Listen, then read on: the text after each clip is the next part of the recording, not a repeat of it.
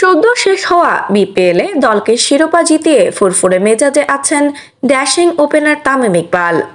BPL চলাকালেই আন্তর্জাতিক ক্রিকেটে আর না ফেরার ইঙ্গিত দিয়েছেন তিনি।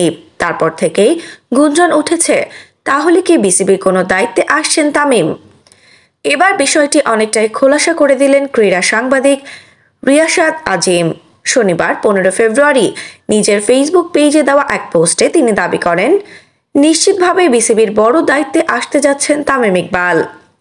তিনি বলেন, ডিপিএল এর নবাগত দল গুলশান ক্রিকেট ক্লাবের কাউন্সিলরশিপ কিনতে যাচ্ছেন তামিম। দল গঠন থেকে শুরু করে স্পন্সর এনে দিতেও ভূমিকা পালন করেছেন।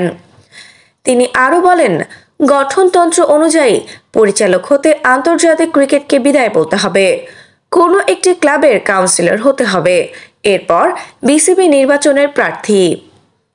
আফসানা নওরিন, বাংলা স্পোর্টস।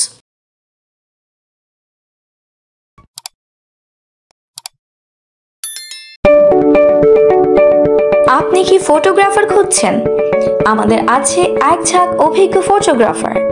সেই সাথে আমাদের আছে সরকারি ও আন্তর্জাতিক প্রতিষ্ঠানের সাথে কাজ করার এক বিশাল অভিজ্ঞতা। আমরা কর্পোরেট, মডেল, প্রোডাক্ট, ওয়েডিং, জন্মদিন সহ সকল ধরনের স্পোর্টস ফটোগ্রাফি সর্বোচ্চ কম মূল্যে করে থাকি। এছাড়াও আমাদের আছে নিজস্ব স্টুডিও। তাই আপনার ফটোগ্রাফি যে কোনো সেবা নিতে আমাদের সাথে আজই যোগাযোগ করুন।